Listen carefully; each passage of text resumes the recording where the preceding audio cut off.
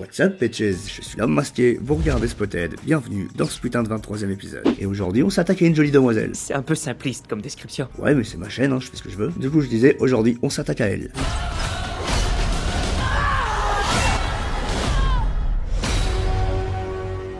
Et il y a beaucoup de choses à dire. Super, génial. Mais non, t'inquiète pas, on va faire les choses bien. Allez, générique.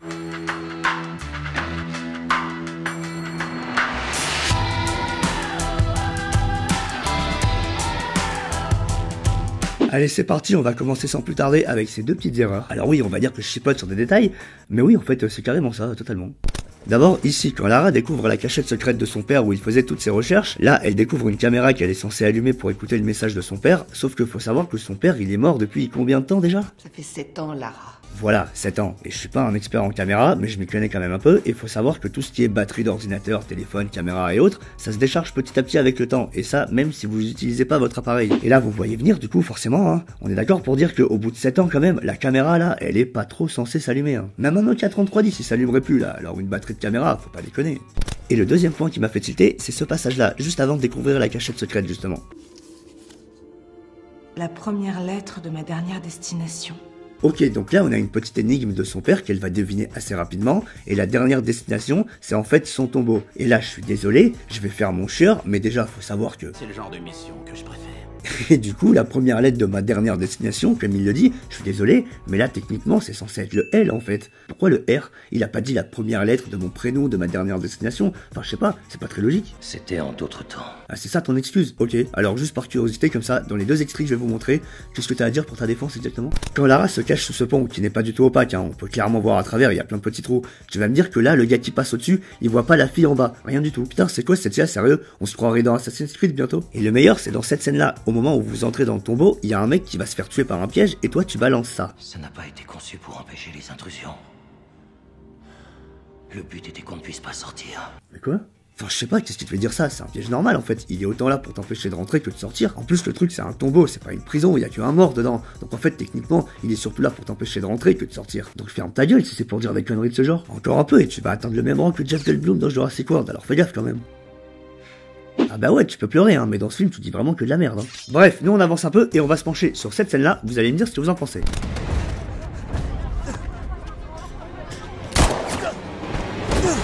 Vous l'avez remarqué, vous aussi, il y a un petit souci de raccord au niveau de la continuité d'action. Quand le mec chute après s'être fait tirer dessus, les plans qui suivent s'enchaînent pas très bien.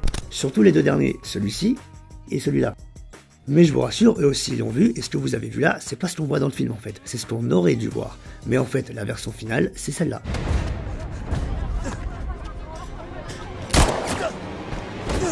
Et maintenant, je vous mets les deux versions côte à côte pour que vous puissiez bien voir la différence, et vous allez voir que finalement, ça se joue sur un détail, mais c'est ça qui fait tout.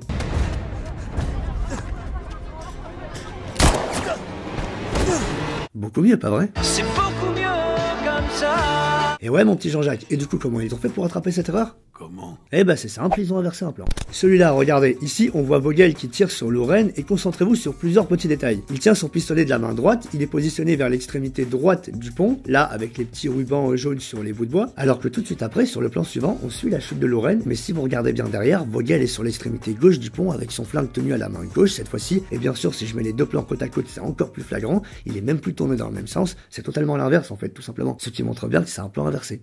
Waouh! Ouais, je sais, des fois je me dégoûte tellement je suis bon. Vous êtes sérieux? Non bon ok, je vais arrêter de me la péter tout de suite, surtout que j'ai même pas encore sorti le meilleur. Mais avant ça, on va d'abord aller se pencher sur cette petite séquence.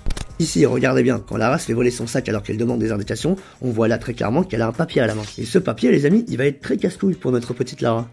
Un coup, elle le tient ici de sa main gauche, puis la caméra va la suivre dans son mouvement en panotant sur le côté, sauf qu'en fait, entre la dernière image de ce plan ici et la première image de ce plan-là, il y a eu un cut en fait, ça se voit déjà à l'œil nu pendant la continuité de l'action, et ça va se voir d'autant plus qu'ici son papier, elle l'a plus bizarrement. Mais bon, on va se dire que c'est pas très grave parce que c'est juste une petite erreur, et que sur le plan de profil suivant, elle l'a de nouveau, toujours à la main gauche, sauf que sur le plan large suivant, hop, cette fois, une nouvelle erreur, il est passé à la main droite, sans aucune raison. Et ça va continuer pendant toute la séquence, parce que ce genre de scène s'est tourné de manière ultra hachée, et ça justement du coup c'est propice à ce genre d'erreur. Jusqu'au moment où la pauvre ça a tellement dû lui faire chier de devoir tenir ce bout de papier qu'à la fin encore une fois d'un plan à l'autre sans aucune raison le papier va passer de sa main ici à sa poche là bien rangée, ni vu ni connu. Je suis désolée. T'inquiète ma jolie, tu feras jamais aussi pire que ton père. Sauf peut-être dans cette scène là. Oh mais regarde où tu vas! Et vous, vos rétroviseurs? Alors oui, je sais, c'est peut-être un détail pour vous. Mais pour moi, ça veut dire beaucoup. Et ouais, parce que là, en fait, il y a un mauvais raccord mouvement assez grossier. Ici, on la voit tourner la tête pour répondre au mec qui est sorti de sa voiture, et là, elle tourne la tête vers sa droite. Ensuite, ici, la voiture de police arrive et va la surprendre. Du coup, contre-champ, on va la voir regarder devant elle à nouveau. Donc, logiquement, le mouvement devra se faire par sa gauche ici, comme on peut le voir sur ces images de making-of, par exemple. Sauf que là, dans le film, ils ont dû choisir une autre prise où elle était plus expressive, sûrement. Sauf que, le mouvement de tête se fait par la droite, ce qui est au bonnement impossible. Et du coup, par accord avec l'image précédente. Et d'ailleurs, je suis prêt à parier qu'ici, pendant la cascade, c'est pas vraiment elle, mais plutôt une doublure. Je trouve que là, elle se ressemble pas des masses. Sérieux? Ouais, mais bon, c'est à prendre avec des pincettes parce que je suis jamais vraiment sûr à 100% au niveau des faux raccords avec les doublures. Mais bon, là, au vu de la scène, c'est pas vraiment les cascades qui sont tournées avec des harnais de sécurité et tout ce genre de choses. Là, elle se prend quand même une voiture en pleine gueule, du coup, je pense qu'il faut savoir comment appréhender le choc, savoir comment chuter, ce genre de choses. Du coup, je pense que c'est une cascadeuse. Par contre, ce dont je suis sûr, c'est pour la suite. Un petit caméraman spoté, ça vous dit? Je serais curieux de voir ça. Pendant cette séquence de course-poursuite, dans le reflet de la vitre, on peut voir Lara ici, et devant elle, une moto qui la suit, avec tout un dispositif, si vous regardez bien à ce niveau-là, où une caméra semble être accrochée. Et juste après, on le revoit de nouveau, ici, regardez bien, on voit le casque du motard, et derrière, tout le mécanisme sur lequel est fixée la caméra. Et là, je suis sûr qu'il y en a qui vont se dire, ouais, mais là, mec, t'abuses quand même, la scène elle va vite, on voit pas très bien, c'est un peu flou, c'est pas très net, ça pourrait très bien être un vendeur de tacos, ton pote là. Et vous auriez raison. Et du coup, comme je suis le meilleur youtubeur du monde, et que j'ai pas envie de vous prendre pour des cons, et que j'ai pas envie de vous dire de la merde, donc je suis allé faire quelques recherches, je suis allé regarder un peu du côté des images de making of, je voulais voir un petit peu si je pouvais trouver un truc qui puisse prouver ce que je dis. Et là, les petits potes, sur quoi est-ce que je suis pas tombé? Ici, sur cette image de making of, regardez bien, on a la scène de la course-poursuite, et la pause, mais qu'avons-nous là? Est-ce qu'on n'aurait pas là un motard qui est en train de la suivre pour faire un travelling avec à l'arrière de la moto tout un mécanisme sur lequel est accrochée une caméra? Sans déconner! Ah putain, qu'est-ce que c'est bon d'avoir raison. Ce soir, branlette. Ah oui, là, clairement, on n'est pas loin. Mais bon, on va se calmer et on va finir l'épisode avant. Et on va passer à la petite scène bullshit du jour, qui pour le coup devrait être nommée en la petite scène cliché. Vous allez comprendre.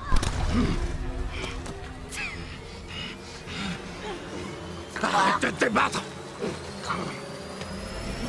Ah là là, la bonne petite Pierre toujours à côté pour nous aider, hein. Qu'est-ce qu'on ferait pas sans elle? Et voilà les amis, j'espère vraiment que cet épisode vous aura plu. Si c'est le cas, comme d'hab, tu sais ce qu'il te reste à faire, le petit abonnement, le petit pouce bleu, le partage, ça fait super plaisir. Nous on se retrouve très vite et surtout n'oubliez pas... Sacrifier une vie n'est rien si c'est pour en sauver des millions.